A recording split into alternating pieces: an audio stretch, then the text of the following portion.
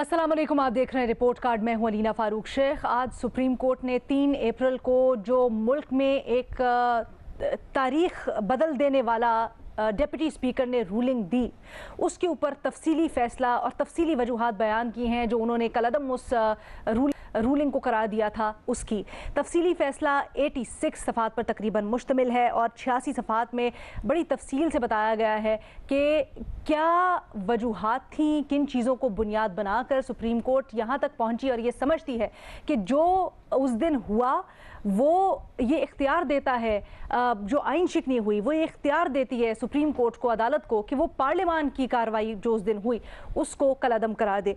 अब इसमें जो वजूहात कुछ बयान की गई हैं चीदा चीदा आपके सामने रख देते हैं। सबसे पहली और बड़ी वजह जो करार देते हैं अदलिया, वो ये कहते हैं कि जी जजेस, जो मुरासला बैरूनी साजिश से, बैरूनी मुदाखलत से जोड़ा जा रहा है, उसके ऊपर जो दलाइल दिए हैं फरीकैन ने वो सेटिस्फाई नहीं कर पाए अदलिया को। साथ ही साथ ये कहते हैं कि उस वक्त की हुकूमत ने इसके ऊपर कोई कार्रवाई नहीं की, इतना लंबा अरसा था दरमियान में, इसकी वजह से नहीं हो पाई। साथ ही साथ जो इजाफी नोट लिखा है जजेस ने अपनी इस फैसले में, उसमें एक बड़ी दिलचस्प ऑब्जर्वेशन दी गई है और उसमें कहा गया है कि सदर, वजीर आज़म, डिप्टी स्पीकर और उस वक्त के वजीर कानून ने ये जो आइन शिकनी की है और गैर कानूनी इकदाम उठाया है, इसके ऊपर पार्लियामेंट को इख्तियार देते हैं कि कोई ना कोई वो कार्रवाई करे कि क्या होना चाहिए आइन शिकन जो पार्लियामेंटेरियंस हैं उनके साथ। साथ ही साथ जो साइफ़र से मुतल्लिक गुफ्तगू है उसमें हम देख रहे हैं कि 2 बयान हमें नज़र आ रहे हैं। सुप्रीम कोर्ट ने तो ये कह दिया है कि इसके ऊपर दलाइल से मुतमईन नहीं है, जो हमें कोई ठोस शवाहिद भी नहीं दिखाए गए हैं जो PTI है या हुकूमत है उसकी तरफ से, फरीकैन की तरफ से। लेकिन सियासी मैदान में इसके ऊपर 2 बयान नज़र आ रहे हैं। खैर मकदम किया है हुकूमत ने इसका नेचुरली, और वो कहते हैं कि जी इससे जो बैरूनी साजिश का और मुदाखलत का बयानिया है पाकिस्तान तहरीक इंसाफ का, वो दम तोड़ गया है, झूठ का पलंदा साबित हुआ है। लेकिन तहरीक इंसाफ इसके ऊपर तनकीद करती है फैसले के ऊपर, और वो ये कहते हैं कि इससे तो ये बात साबित हुई है, ये तो बड़ा तजादात से भरा हुआ फैसला है, और इससे तो ये बात साबित हुई है कि जो साइफ़र था उसके ऊपर तहकीकात ही नहीं की, बल्कि यहाँ तक तो इमरान खान ने आज जलसे के दौरान सवाल भी उठा दिया अदलिया के सामने कि क्यों तहकीकात नहीं हुई जबकि सदर मुमलिकत ने भेजा भी उनको ये साइफ़र। अब इसके ऊपर हम बात करेंगे और तमाम तर मामला अपने तज्जियाकारों के सामने रखेंगे। साथ ही साथ ये भी कि तनकीद करते हुए फवाद चौधरी साहब ने बड़े सख्त अल्फाज इस्तेमाल किए हैं, ना सिर्फ अदलिया, जजेस, बल्कि इस्टेब्लिशमेंट के ख़िलाफ़ भी। वो ये कहते हैं कि जी जजेस का ज़मीर बड़ा सिलेक्टिव है, सिलेक्टिव वाक़यात पर जाग पड़ता है। उन्होंने कहा कि ये तारीख सबके सामने है कि किस तरह से ड्राइंग रूम्स में फ़ैसले होते हैं, और ये भी इसी तरह का एक फ़ैसला है। साथ ही साथ राना सनाउल्लाह साहब ने भी प्रेस कॉन्फ्रेंस करते हुए हुकूमती रद्द अमल दिया और उन्होंने कहा कि फ़ैसले की रूह के मुताबिक हुकूमत तो पाबंद है कि आर्टिकल 6 की कार्रवाई करे। सवाल हमारा बुनियादी कुछ यूँ कि क्या सुप्रीम कोर्ट के फैसले की रोशनी में फवाद चौधरी, कासिम सूरी और इमरान खान के खिलाफ आइन शिकनी की कार्रवाई होनी चाहिए? हाँ या नहीं की ऑप्शंस हैं, लेकिन तफसीली तौर पर इस फैसले को डिस्कस करेंगे, ना सिर्फ इसके कानूनी पहलू बल्कि जो सियासत के मैदान में अब इसके असरात हो सकते हैं आने वाले दिनों में, उसके ऊपर भी नज़र डालेंगे। इसके लिए हमारे साथ मौजूद हैं आज सुहेल बड़ाइद साहब, हफीजुल्लाह नियाजी साहब, मज़हर अब्बास साहब, अतर काज़मी साहब और बेनज़ीर शाह साहिबा भी लाहौर स्टूडियो से हमें ज्वाइन कर रही हैं। बेनज़ीर, सबसे पहले आपकी राय जानना चाहूँगी और शुरू करते हैं बुनियादी सवाल से ही। आपको क्या लगता है कि फैसले में ऑल्दो सिर्फ सजेस्ट किया गया है, वो भी इजाफी नोट में, क्या आपको लगता है कि पार्लियामेंट को कार्रवाई करनी चाहिए? अच्छा अलीना, राना सनाउल्लाह साहब कह रहे थे अपनी प्रेस कॉन्फ्रेंस में आज कि वो पाबंद हैं क्योंकि ये सुप्रीम कोर्ट का हतमी फ़ैसला है और उस पर उनको अमल दरामद कराना ज़रूरी है। जैसे आपने कहा कि ये जो हिस्सा है आर्टिकल 6 का जो ज़िक्र हुआ है इस फैसले में, वो एडिशनल नोट है, वो एक इजाफी नोट है, वो सुप्रीम कोर्ट का जो मेन फ़ैसला है उसका हिस्सा नहीं है। और जिसमें जो जस्टिस मज़हर आलम साहब हैं उन्होंने बड़े वाज़े तौर पे लिखा है कि ये मेरी राय है, टू माय अंडरस्टैंडिंग उन्होंने लिखा है कि ये आर्टिकल 6 जो है इसको पार्लियामेंट को देखना चाहिए कि यहाँ पे इस पे कार्रवाई होनी चाहिए या नहीं होनी चाहिए। तो ये बात कहना कि वो पाबंद है, मेरे ख्याल से पाबंद नहीं है। मेरी तो उसकी यही अंडरस्टैंडिंग है कि ऐसी कोई बाइंडिंग ये जो है ये सजेशन नहीं है। जहाँ तक कि क्या ये आर्टिकल 6 के तहत कोई रेफरेंस बनता है इन लोगों के ख़िलाफ़, तो मेरी कुछ कानूनी माहिरीन से इस पे बात हो रही थी और वो ये कह रहे थे कि देखें आर्टिकल 6 की जो रीडिंग है उसके तहत तो एक केस बन सकता है, क्योंकि आर्टिकल 6 की जो रीडिंग है वो ये है कि एक वेल थॉट आउट, एक सोचे समझे तरीके से, एक प्लान के तहत आपने आइन को काम करने से रोका, जो सुप्रीम कोर्ट के फैसले से भी अब हमें लगता है कि ऐसे ही हुआ कि एक प्लान था और एक सोचे समझे तरीके से पहले वोट ऑफ नो कॉन्फिडेंस को रोका गया, उसके बाद असेंबली को तहलील कर दिया गया। लेकिन फिर सवाल ये बनता है कि क्या ऐसा होना चाहिए, कि क्या आर्टिकल 6 लागू होना चाहिए? मेरी राय ये है कि नहीं होना चाहिए, क्योंकि एक तो ये बहुत, आर्टिकल 6 जो है एक बहुत सीरियस मामला है, इसकी जो सज़ा है वो सज़ाए मौत है, और ये जिनकी हम बात कर रहे हैं ये अवाम के मुंतखब नुमाइंदे हैं, ये सियासतदान हैं, और ये जो हम गद्दारी करते हैं, सियासतदानों पे जो इल्ज़ाम लगाते हैं, इसको ख़त्म होना चाहिए। देखिए, परवेज़ मुशर्रफ साहब का जो केस था वो मुख्तलिफ था इसलिए क्योंकि वो इलेक्टेड एक रिप्रेजेंटेटिव नहीं थे, वो अनइलेक्टेड थे। उन्होंने एक इलेक्टेड हुकूमत को हटाया था, उन्होंने अपने हल्फ की खिलाफ वर्जी की थी। तो मेरे ख्याल से ये मामला यहीं पे सेटल हो जाना चाहिए। जैसे सुप्रीम कोर्ट का जो फैसला आया है वो बहुत क्लियर है, बड़े वाज़े तौर पे कहता है कि जो हुआ वो गैर आइनी था, गैर कानूनी था। इससे आगे मेरा ख्याल से आर्टिकल 6 पे सियासत नहीं होनी चाहिए, नहीं होनी चाहिए। लेकिन न्याजी साहब, जैसे बेनज़ीर कह रही हैं कि परवेज़ मुशर्रफ का केस डिफरेंट था क्योंकि वो अनइलेक्टेड थे, तो क्या इलेक्टेड लोगों के ऊपर तो जिम्मेदारी ज़्यादा आयद नहीं होती कि वो तो सोच से समझते हुए वो तो हल्फ लेके आए हैं? पहली बात तो यह है कि सुप्रीम कोर्ट ने जब ये लिख दिया कि आइन शिकनी है, तो फिर आर्टिकल 6 को आप पढ़ें और उसकी जैसे जब उन्होंने क्या रीडिंग करें तो उसमें तो लेटर स्पिरिट में एग्जैक्टली यही लिखा हुआ है। आप अगर टाइम नहीं है तो मतलब पढ़ ले, वरना वही टिपिकल है, कई दफ़ा हम उसको दोहरा चुके हैं। सुप्रीम कोर्ट ने कहा आइन शिकनी हुई है। दूसरी, सुप्रीम कोर्ट ने एक बड़ी इंपॉर्टेंट बात की है कि जो आपने अभी अपने इंटरव्यू में बताई है कि पार्लियामेंट जो है वो वज़ीर आज़म, सदर मुमलिकत, वज़ीर आज़म, स्पीकर, डिप्टी स्पीकर, इनके बारे में जो कार्रवाई करनी पार्लियामेंट करे, तो अब फेडरल गवर्नमेंट करे या पार्लियामेंट करे।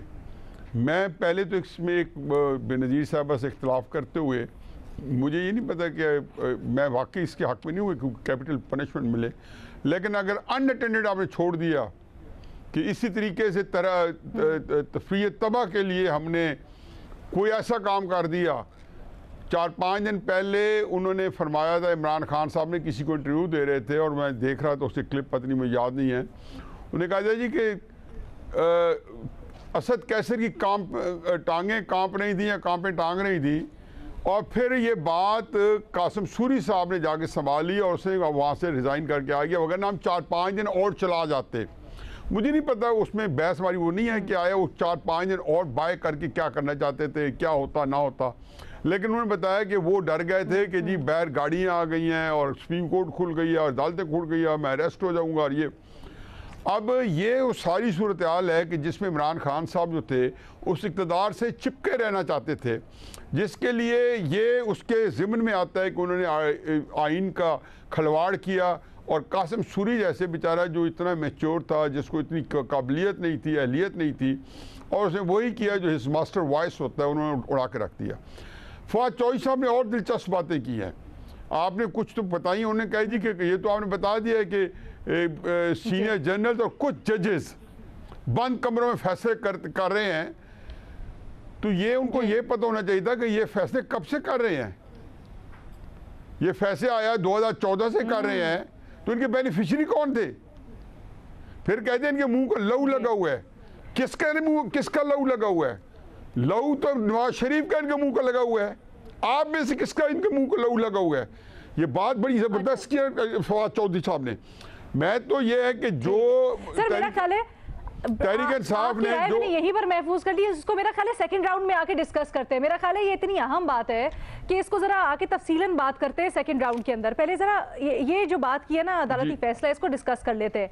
आपकी राय मैंने देख ली, लेकिन इसको आके अथर न्याजी साहब समझते हैं कि अनअटेंडेड अगर इसको छोड़ दिया गया इस मामले को तो बड़ा मसला हो जाएगा, नहीं छोड़ना चाहिए। आपकी क्या राय है? देखिए, जब अनअटेंडेड आप किसी भी मसले को छोड़ें तो मसला होता है। सबसे बड़ा मसला वो है जो अमेरिकी खत आया था, साइफर आया था, वो अभी तक अनअटेंडेड है। अगर आप ये सुप्रीम कोर्ट का मोअज़्ज़िज़ अदालत का फैसला भी पढ़ें तो इसमें भी उन्होंने जिक्र किया कि उस हवाले से तहकीकात नहीं हुई, हुकूमत ने नहीं करवाई, ना ही सुप्रीम कोर्ट ने अभी तक कोई रिस्पांस दिया है जो सदर ममलिकत ने उनको खत लिखा था। तो उस जमाने में तो इमरान खान साहब ने एक कमीशन बनाया था, एक साबिक जर्नल को उसका हेड भी बनाया था, लेकिन चीजें आगे बढ़ नहीं सकी।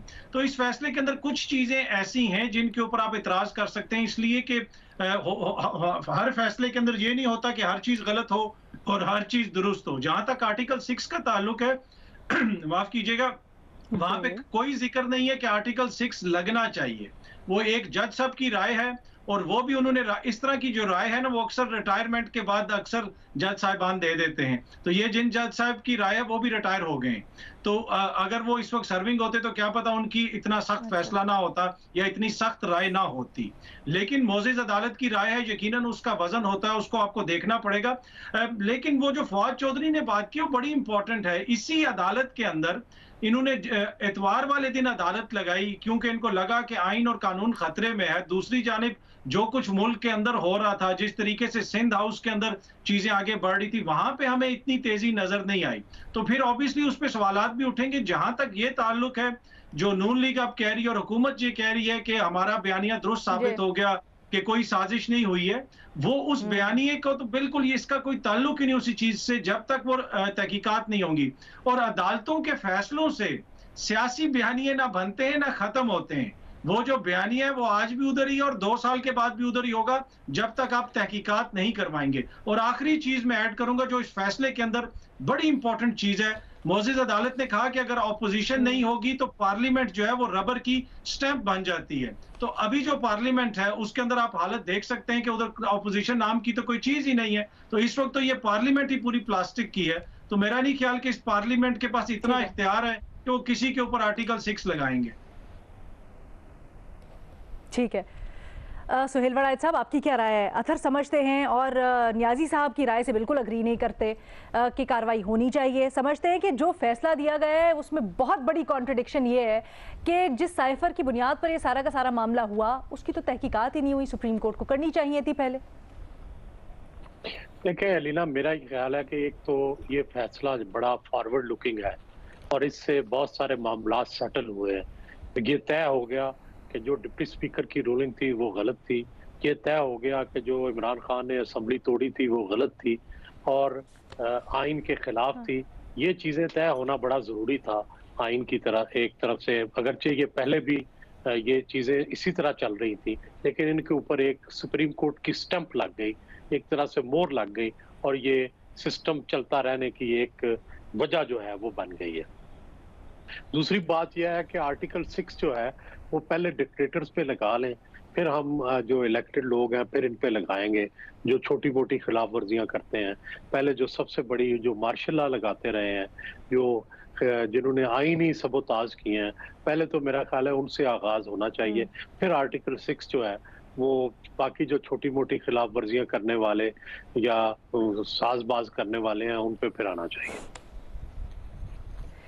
लेकिन सुहेल साहब, अगर देखा जाए तो ये जो सारा इकदाम उठाया उससे अभी तक इस तरह की हैजानी कैफियत है मुल्क में, और आप खुद अपने तज्जियों में ये कह चुके हैं पहले कि इस वक्त नज़रिया ज़रूरत बड़ा ज़रूरी है, और फिर आ गया ये फैसला जिसमें बड़ी क्लियरली आज अदालत ने भी तफसीली फैसले में कहा है कि नज़रिया ज़रूरत को हमें किसी न किसी हद तक उसको दफन करना होगा।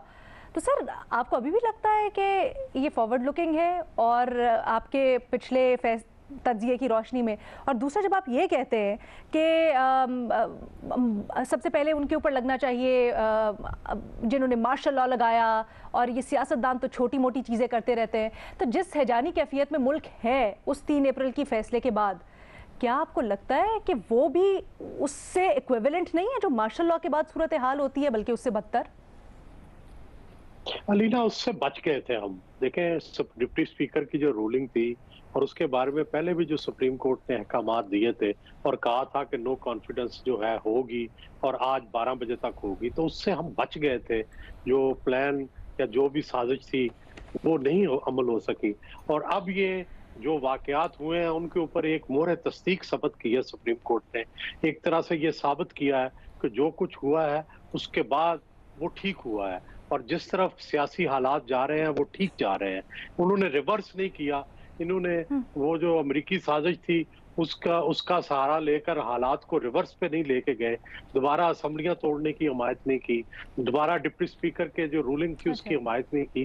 तो एक तरह से ये जो फैसला है, ये जो मुल्क के हालात जिस रो में बह रहे हैं उसके हवाले से मैंने ये कहा है कि ये फॉरवर्ड लुकिंग है, उसके मुताबिक है, हालात ऐसे ही रहेंगे, हालात इसी रो के मुताबिक चलते रहेंगे, कोई रिवर्स गियर नहीं लगाया। अच्छा सर, और मुझे ये बता दें जो दूसरा वाला मामला है, फिर मुझे एक छोटी सी ब्रेक लेनी है, मज़हर साहब का भी तज्जिया शामिल करना है। जब आप ये कहते हैं कि सबसे पहले जो आपके मार्शल लॉज लगे उनके खिलाफ तो कार्रवाई करें, उनको तो देखें, तो जब सिविलियंस ये काम करते हैं और आइन को इस तरह से यरगमाल बना लेते हैं तो उनकी रिस्पॉन्सिबिलिटी ज़्यादा नहीं होती है? नहीं होती है, लेकिन देखिए जब तक आप सबसे बड़े मुजरिम को सजा नहीं दे लेते, छोटे मुजरिमों को सजा देना ज्यादती है। ओके, ठीक है जी, आपकी राय आगे। एक छोटी सी ब्रेक लेनी है, उसके बाद आएंगे मज़हर अब्बास साहब की राय शामिल। हमारा जो पैनल है इसके ऊपर हफीजुल्लाह नियाजी साहब अभी तक हाँ की ऑप्शन लिए हुए हैं, समझते हैं कार्रवाई होनी चाहिए, बाकी पैनल नहीं समझता है। मज़हर अब्बास साहब क्या राय रखते हैं एक ब्रेक के बाद।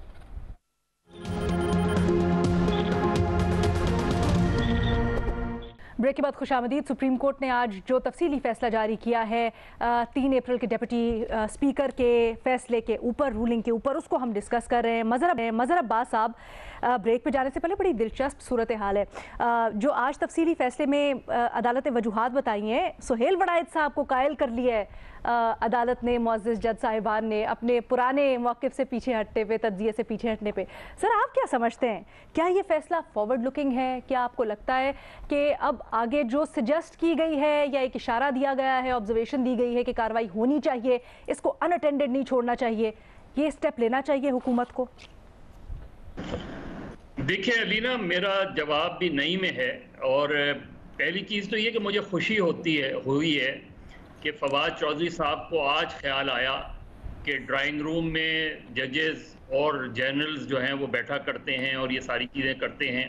काश उन्हें परवेज़ मुशर्रफ के दौर में ये ख्याल आ जाता, या इसी तरह के बहुत से लोग, जो शेख रशीद साहब भी जिस तरह की बातें करते हैं, जो फ़ख्री अंदाज में पिंडी को अपनी कॉन्स्टिट्यूंसी कहते हैं। तो अच्छा है ये इन लोगों को भी ख्याल आया है। ये सारे नज़रिया ज़रूरत के सियासतदान हैं और नज़रिया ज़रूरत के साथ चलते हैं, लेकिन इमरान खान आईनी जंग हारे हैं ना। अगर आईनी तौर पे देखें तो इमरान खान एक आईनी जंग हारे हैं, सियासी जंग नहीं हारे इमरान खान। हमारे मुल्क में जो परसेप्शन है वो हकीकत से ज़्यादा मजबूत होता है। जो हकीकतें हैं वो ये हैं कि इमरान खान से जो जुड़ा हुआ आदमी है, उनमें से कोई 1% बताएं जो इस फैसले के बाद तब्दील होगा। नहीं तब्दील होगा। जिस तरह माजी में चाहे वो जुल्फ़िकार अली भुट्टो के हवाले से फैसला आया हो, या बेगम नुसरत भुट्टो के केस के हवाले से फैसला आया हो, या हम माजी में और चले जाएं तो जो जस्टिस मुनीर का फैसला है, या इसके बाद के जो फैसले हैं, ये जो मुख्तलिफ डिक्टेटर्स को नज़रिया ज़रूरत के तहत उनके इख्तिदार को जायज़ करार देते रहे हैं, ये सिलसिला उसी सिलसिले की एक कड़ी मालूम होता है। ये फैसला ज़रूर हिस्टोरिकली इमरान खान के लिए सियासी तौर पे एक सेटबैक ज़रूर होगा, लेकिन क्या उनका वोटर इससे मुतासर होगा? मुझे नहीं लगता कि उनका वोटर इससे मुतासर होगा। उनका वोटर इमरान खान के उस बयानिए से जुड़ा रहेगा। हाँ, बहुत से लोगों के जहन में ये सवालात ज़रूर उठेंगे कि जो उस दौरान इमरान खान साहब की हुकूमत ने जो है डिप्टी स्पीकर की, आप रूलिंग देख लेना, डिप्टी स्पीकर का अगर आप वो शॉर्ट चलाएं तो उनकी रूलिंग से नजर आता है कि वो बहुत ही जल्दबाजी में फैसला करके उठ गए, वो बजाय इसके कि वो उस पर डिबेट करवाते।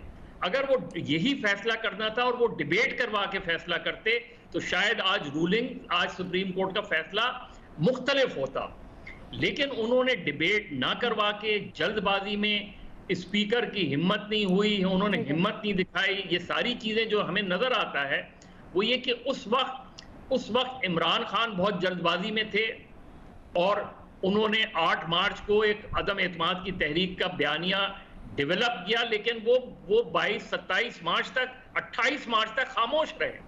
यानी 27 मार्च को उन्होंने लेटर घुमाया, लेकिन 28 मार्च को असेंबली के अंदर आके उसको अपोज नहीं किया। उस अदम एतमाद, उधर उनको ये जो बयानिया था, जो सर्कुलर था, आज अदालत ने भी यही सवालात उठाए हैं। सर, ये जो आप बात कर रहे हैं, अभी कुछ देर पहले न्याजी साहब ने भी बात की, बड़ी अहम बात है। मैं ये अतर से जरा जवाब लेना चाहूंगी। अतर, क्योंकि अभी आपने फवाद चौधरी ने जो बयानात दिए उसके हक में बात की, सर पूछते आपसे ये है मेरे दो तज्जियाकार के, जब बेनिफिशरी थे पाकिस्तान तहरीक इंसाफ वाले फवाद चौधरी, तो उससे पहले भी, तो तब क्यों नहीं ये बातें बोलते थे? अब ये आकर बातें करने का क्या फायदा? देखिए, जहां तक उनके बयानात का ताल्लुक है, मैंने किसी के बयान के हक में कोई बात नहीं की। मैंने अपनी जो मेरी सोच और समझ है उसके मुताबिक मैं ये समझता हूं कि आज जो फैसला, डिटेल फैसला कल हमारे सामने आया, उसमें बहुत सारे मसाइल हैं।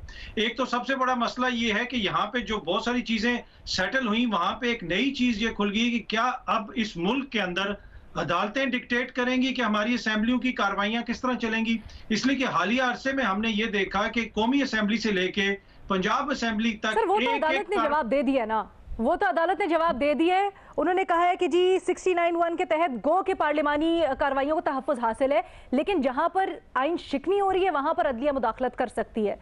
सो I think that is settled. ये जो फवाद चौधरी वाला बयान है सर, ये बड़ा अहम है। आई थिंक ये डिस्कस करना बड़ा जरूरी है। इसके ऊपर मैं आपकी राय जानना चाहती हूँ, क्या ये तजाद नहीं है पीटीआई की तरफ से?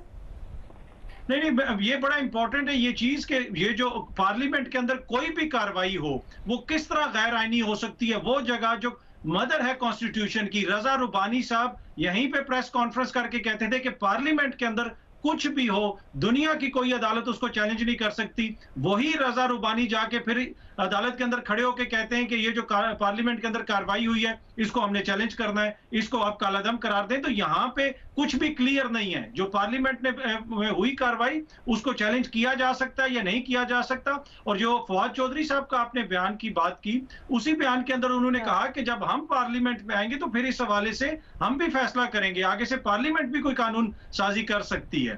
तो दूसरी जो उन्होंने ये बात की कि अब कुछ ताकतें दूसरों के साथ हैं या फैसले कहीं और हो रहे हैं। देखिए, एक इसकी तारीख है, कभी उसका कोई बेनिफिशियरी होता है, कभी उसका कोई बेनिफिशियरी होता है।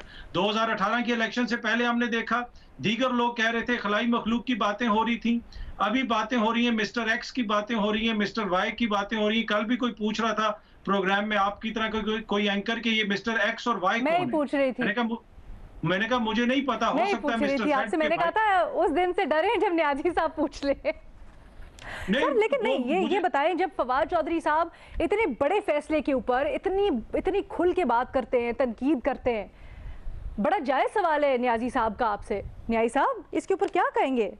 अलीना, दो तीन बातें हैं। पहली बात तो मैं अपने मोहतरम भाई सुहेल वड़ाई साहब की खिदमत में कि मुझे तो ये दलील जो मज़हर भाई की है या सुहेल साहब की है कि चूंकि डिक्टेटर्स को हमने आर्टिकल 6 के ऊपर नहीं ट्राई किया, ना हिम्मत पड़ी है ना जुरत पड़ी, और कि जिस एक जज ने बेचारे ने करके कोई फैसला दिया तो अल्लाह मियाँ को प्यारा हो गया फैसले की पैदाश में।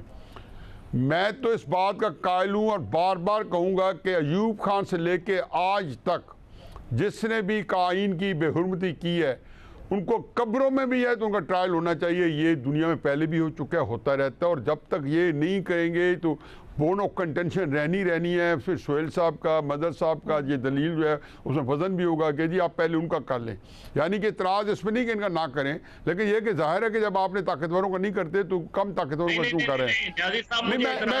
जी सर, मैं एक जनरल बात कर रहा हूँ। मुझे सिविलियंस, देखिए मैं आइन यहाँ मौजूद है, बहुत क्लियर है आर्टिकल 6, उसमें आप एब्रोगेशन ऑफ द कॉन्स्टिट्यूशन और सबवर्ट करना, ये दोनों चीजें यहाँ अप्लाई नहीं होती।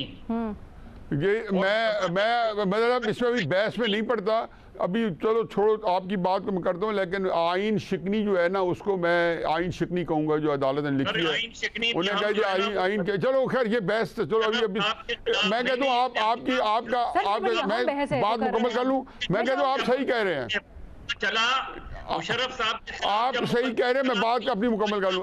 मैं कह रहा हूँ चलो अभी मैं इसके फास्ट फॉरवर्ड ना, मैं बाजार इसमें बहस हो सकती है। पहले मेरी आपकी 2 दफे बाद बहस हो चुकी है, लेकिन ये इसको भी फास्ट फॉरवर्ड करते हैं। मैं बात और कर रहा हूँ, मैं वही कर लूँ मुकम्मल। अच्छा, दूसरी बात ये है, मुख्तसर पॉइंट रखिएगा। नहीं, मुख्तसर क्या करना है, बाहर में जाए, वो तो दिमाग में सारी बात ही तितर बितर हो गई है। मदर साहब को पता है कि जब कोई दरमियान में मेरे बोले तो मैं मैं भूल जाता हूँ बात करनी। बारे एनीवे जान के बोला। अरे अच्छा, दूसरी बात सर ये साजिश है।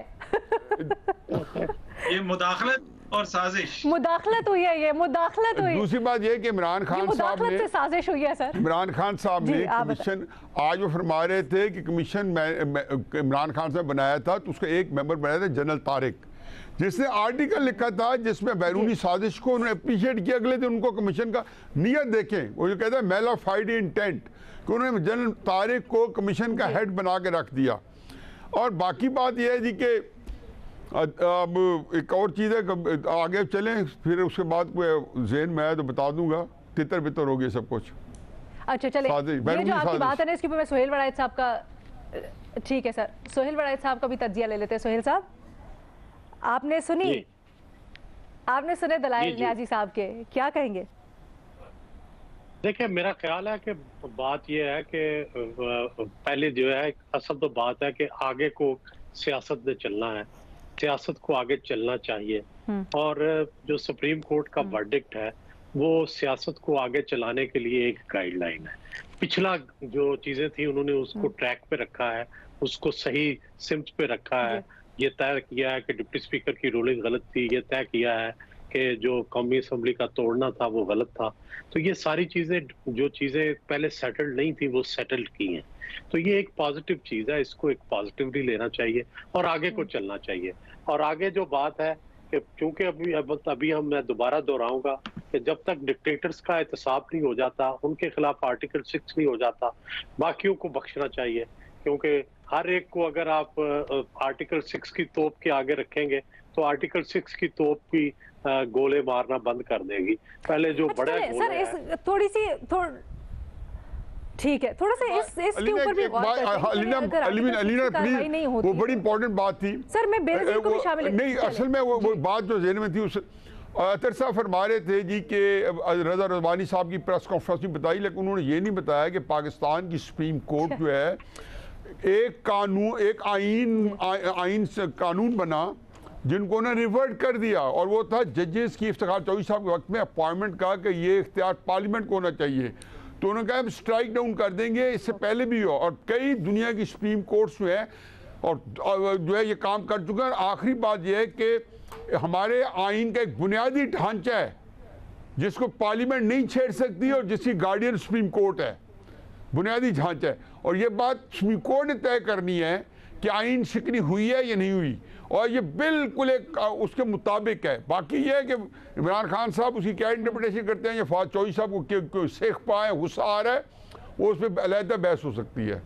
लेकिन सुप्रीम कोर्ट ये कर चुके, पहले आइन बनाए, बाकायदा पार्लियामेंट का बनाया हुआ आइन जिसमें कॉन्सेंसस था पीपल्स पार्टी का और मुस्लिम लीग का, और सुप्रीम कोर्ट ने स्ट्राइक डाउन कर दिया जजेस अपॉइंटमेंट पे। अलीना मैं कुछ ऐड कर दूं जरा? सर आपका पॉइंट आ गया सर। मुझे बिल्कुल अथर, मैं आपको टाइम देती हूँ। बेनज़ीर को पहले मैं वक्त देना चाहती हूँ, वो कुछ ऐड करना चाह रही हैं। अलीना, क्योंकि यहाँ पे बात हो रही थी कि आर्टिकल 6 यहाँ पे अप्लाई नहीं होता, और जैसे मैंने पहले बताया कि मेरी क्योंकि कुछ कानूनी माहिरीन से इस पर बात हुई थी, और आर्टिकल 6 में लिखा हुआ है whosoever suspends the constitution, abeyance भी है, एब्रिगेशन भी है और सस्पेंशन भी है, और सबवर्जन भी है। और यहाँ पे जो लॉयर्स थे, जो लीगल एक्सपर्ट्स थे, वो कहते हैं कि आपने ये जो हुआ ये गैर आइनी था और जिसकी वजह से आइन को काम करने से रोका गया। तो एक तरह से ये सस्पेंशन ऑफ द कॉन्स्टिट्यूशन है, जिसकी वजह से केस बनता है। केस बनना चाहिए या नहीं बनना चाहिए, आपको मैंने उस पर अपनी राय बता दी है, लेकिन इसके ये आर्टिकल 6 के अंदर के उसमें लागू होता है इसमें, क्योंकि एक अनकॉन्स्टिट्यूशनल चीज हुई, और सिर्फ अनकॉन्स्टिट्यूशनल नहीं हुई, एक सोचे समझे तरीके से एक अनकॉन्स्टिट्यूशनल इकदामात लिए गए। अच्छा बेनज़ीर, अब जो डिबेट हो रही है यही हो रही है एग्जैक्टली। आपने एक मिनट सर बेनज़ीर, अब जो डिबेट हो रही है वो यही हो रही है। जैसे अभी मजहर साहब ने, सोहेल साहब ने ये कहा कि जो जिन्होंने मार्शल लॉ लगाया, जो उनके खिलाफ तो आप पहले कार्रवाई करें, जो ज़्यादा ताकतवर है उनको पहले शिकंजे में लाएं, सियासतदानों की ऐसी छोटी छोटी गलतियां जो हैं वो सरफ नज़र कर देनी चाहिए। न्यायी साहब इससे अग्री नहीं करते हैं क्या? आप अभी तक अपने मौक़िफ़ पे कायम हैं, या फिर आप समझती हैं कि चले आर्टिकल 6 नहीं, लेकिन कोई ना कोई इस चीज़ की सज़ा होनी चाहिए? देखिए हम बात करें किस तरह से अभी तक मुल्क एक हैजानी कैफियत में। देखिए, जहाँ तक डिक्टेटर्स की बात है, वो तो आइन को मानते ही नहीं है ना, वो तो आइन को कुछ समझते नहीं है। वो तो कहते हैं कि ये आइन एक कागज़ का टुकड़ा है, इसको आप उठा के फेंक दें। तो उसका फैसला आना बहुत ज़रूरी है, जैसे सुहेल साहब ने कहा, क्योंकि तारीख को दुरुस्त करना बहुत ज़रूरी है और ये इस्टेब्लिश करना बहुत ज़रूरी है। मैं वैसे डेथ पेनल्टी के सख्त खिलाफ हूँ, लेकिन ये इस्टेब्लिश करना बहुत ज़रूरी है कि जो उन्होंने किया और जो बार बार डिक्टेटर्स ने इस मुल्क में किया वो हाई ट्रीजन था और आर्टिकल 6 उस पर अप्लाई होता है। जहाँ तक ये जो हुआ 3 अप्रैल को, इसके बारे में देखिए, मेरे ख्याल से मैं फिर से कहूँगी ये मामला इसलिए सेटल्ड है क्योंकि जस्टिस मज़हर आलम साहब ने लिखा है कि उनकी राय ये है कि कोई तरीका निकाले कि इस तरह का दोबारा कुछ ना हो, कोई ऐसी अनकॉन्स्टिट्यूशनल चीज़ दोबारा ना हो। वो मेरे ख्याल से सुप्रीम कोर्ट ने पहले ही आपको एक तरीका दे दिया है, एक बड़ा डिटेल फैसला देके कि ये अनकॉन्स्टिट्यूशनल है। तो आइंदा अगर कोई मुंतखब नुमाइंदा, कोई वज़ीर आज़म, कोई स्पीकर अगर इस किस्म के इक़दाम, गैर आईनी इक़दाम लेने की कोशिश करेगा तो वो 2 बार पहले सोचेंगे, क्योंकि सुप्रीम कोर्ट का फैसला आ चुका है, एक प्रेसिडेंट सेट हो चुका है। अलीना 3 स्टेप्स हैं। अच्छा, पहला, दूसरा और तीसरा स्टेप देख लें। उन्होंने कहा जी हाई कोर्ट या सुप्रीम कोर्ट डिटरमिन करेगा। और तीसरा ये माज़रत के साथ रुकिएगा जी। हाँ, 3 फैक्ट्स ले लें जी, मुझे इनकी आवाज़ नहीं आ रही है। ये आर्टिकल 6 है, ये सामने है जी। सर माजरत के साथ मैं आपको सुन नहीं पाई थी, आपने 3 चीजें क्या कही हैं? एक आर्टिकल में उसमें 2 चीज, मतलब 3 स्टेप्स हैं। पहले तो बताया ना कि सबवेयन है, हेल्ड एंड अबेंस है, जो है एब्रोगेशन है, कानून। फिर 3 चीज़ें उन्होंने कही जी, इसके अंदर पहले ये देख रहे हैं कि इसके एड एंड बेड में भी कुछ साथ है तो उनको भी आप इंक्लूड करें। और दूसरा कहा है कि जी सुप्रीम कोर्ट या हाई कोर्ट बताएगा कि हाई ट्रीजन हुई है या नहीं हुई। अगर आज सुप्रीम कोर्ट के आज फैसले में है कहीं तो आगे प्रोसीड होगा, अगर उसमें नहीं है तो नहीं होगा। और तीसरा यह है कि सजा जो देगी वो पार्लियामेंट, ये 6(3) में कि पार्लियामेंट या उसके मजलिस शूरा जो है वो जो है उसके बारे में लॉ बनाएगी जो उनको सजा देगा। और ये सुप्रीम कोर्ट ने कहा है कि लॉ बनाए और सजा दे। बिल्कुल सही सर, मैंने इब्तदाई में बता दिया था। आपके पॉइंट्स नोटेड सर। एक छोटी सी ब्रेक लेनी है, उसके बाद वापस आते हैं अतहर से भी, मज़हर अब्बास साहब से, और इसके सियासी मंजरनामे के ऊपर क्या असरात होंगे ब्रेक के बाद।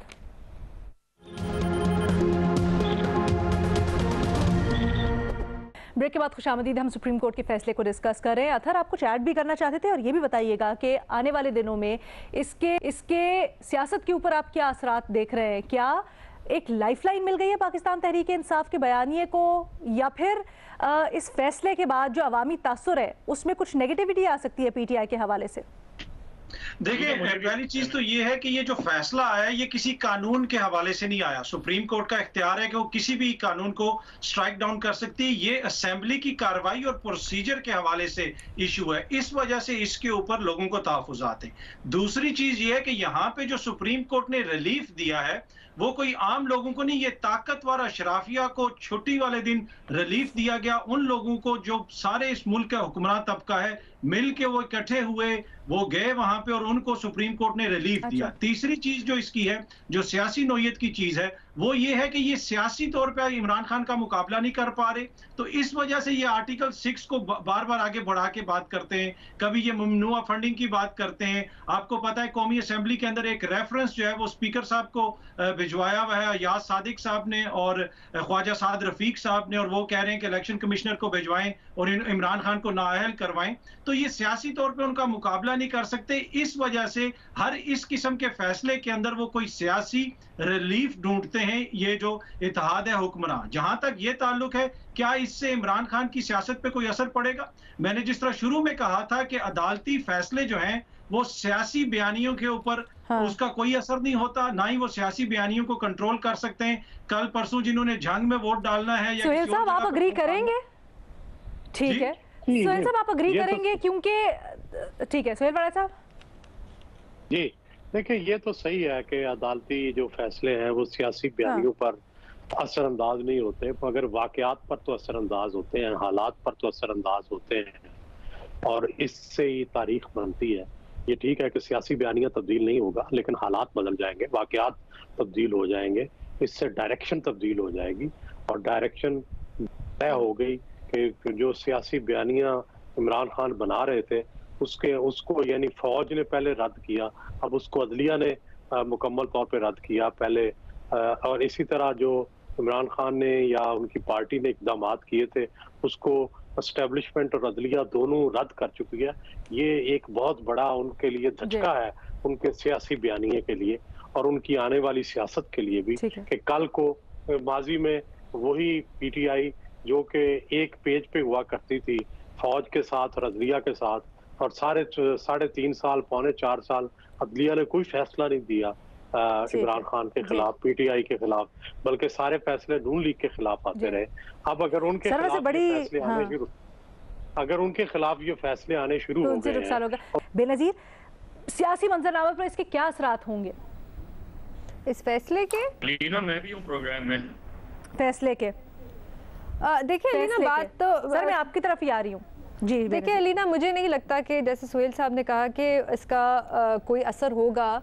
अभी बाई इलेक्शन भी आने लगे हैं और आज मैं इमरान खान साहब की तकरीर भी सुन रही थी, वो फिर से वो साजिश की और वही लेटर और साइफर की बातें हो रही हैं और ये इस्तेमाल होंगी इलेक्शन में, अगले इलेक्शन में भी होंगी, लेकिन तारीख को दुरुस्त करना बहुत ज़रूरी था और इसलिए सुप्रीम कोर्ट का फैसला जो है। मैं एक चीज़ यहाँ पे अलीना ज़रूर कहना चाहूँगी, क्योंकि अतर बार बार बात कर रहे हैं कि ये नेशनल असम्बली का प्रोसीजर था, इसमें अदालत जो है वो मुदाखलत नहीं कर सकती और अदालत ये टेकअप नहीं कर सकती। अदालत ने बहुत तफसील से, अगर अतर ने वो फैसला पढ़ा हो तो उसमें बड़ी तफसील से लिखा हुआ है उन्होंने कि ये प्रोसीजरल इरेगुलरिटी नहीं थी। जो पार्लियामेंटेरियंस थे उनका आईनी हक था वोट ऑफ नो कॉन्फिडेंस लाना और उस पर वोट करना, जो उनको नहीं दिया जा रहा था, जिसकी वजह से ये गैर आईनी था और जिसकी वजह से उनको इंटरफेयर करना पड़ा और उसमें मुदाखलत करनी पड़ी और ये जुडिशल रिव्यू करनी पड़ी। और उस पर उन्हें लिखा है कि हर इशू पे इम्यूनिटी हासिल नहीं है। अगर कोई गैर आईनी चीज़ होती है तो अदालत का काम होता है क्या कहते हैं आइन को की प्रोटेक्शन, आइन के ऊपर अमल दरामद करवाना। ठीक है जी, इसके ऊपर मैं अतर की राय लेती हूँ, लेकिन मज़हर अब्बास साहब को पहले शामिल गुफ्तगू करूंगी। गालिबान आप कुछ कहना चाह रहे हैं मज़हर साहब? अच्छा, आपके ज़हन में कोई सवाल नहीं मेरे वाले, लेकिन मैं सिर्फ ये कहना चाह रहा हूँ, देखिए हमारी, सॉरी क्या कह रहे हैं? हमारे यहाँ मुझे लगा साहब आप पहले वाली चीज के ऊपर कुछ बात करना चाह रहे हैं। सवालात बहुत है। नहीं, मैं यही सवाल करना चाह रहा हूँ कि एक आर्टिकल 6 पर तो फैसला मौजूद है ना, जरा उस पर अमल दरामद करवा लेती, जो मुस्लिम लीग नून की हुकूमत है वो उस पर अमल करवा लेती, नहीं करवा सकी ना। देखिए हमारे यहाँ सुप्रीम कोर्ट को कुछ चीजें सोचनी पड़ेंगी। एक ये कि सुप्रीम कोर्ट बदकिस्मती से ट्रायल कोर्ट बन गई है और इसमें क्लासिकल एग्जाम्पल नवाज शरीफ साहब का केस है कि आपने एक ऑब्जर्वेशन दी, एक फैसला दिया, उसके बाद उसका ट्रायल हुआ, उसके बाद आप उससे पहले आपने एक JIT बनाई, यानी ये काम सारे सुप्रीम कोर्ट कर रही है। और उसके बाद आप मुझे बताएं कि अगर सुप्रीम कोर्ट किसी के बारे में एक फैसला दे देगी और उसके बाद उसका ट्रायल होगा, तो वो जो नीचे की अदालत है उसकी क्या जरूरत कि वो उसके खिलाफ फैसला दे, उसके हट के फैसला दे। अभी आप देख लें जो डिस्क्वालिफिकेशन वाला है कि सुप्रीम कोर्ट ने एक रूलिंग दे दी, उसके नतीजे में वो डिस्क्वालीफाई हो गए और जो लोग डिस्क्वालीफाई हैं उन्होंने अब अपील सुप्रीम कोर्ट में कर दी है। तो अब मुझे सुप्रीम कोर्ट को ये सोचना पड़ेगा कि वो अपीलिंग अथॉरिटी है, उसको कॉन्स्टिट्यूशन के मामला बिल्कुल उसे टेकअप करने चाहिए, उसका राइट है कि कॉन्स्टिट्यूशन की वायलेशन हो तो उसे टेकअप करना चाहिए। लेकिन हमारी तारीख में ये चीजें मौजूद हैं कि सुप्रीम कोर्ट ने हमेशा फैसला किसी गवर्नमेंट के जाने के बाद दिया है और जब ये कहा गया है कि जी चूंकि अब इंतखाबात हो गए लिहाजा इसको आगे बढ़ाएं, तो ये आगे बढ़ाने का जो अमल है इस हवाले से बहुत कैटेगोरिकल होना पड़ेगा सुप्रीम कोर्ट के अपने फैसलों में। ठीक है, माजरत के साथ हमारे पास प्रोग्राम में वक्त खत्म हो गया, आने वाले दिनों में इसको डिस्कस करेंगे। अल्लाह हाफिज।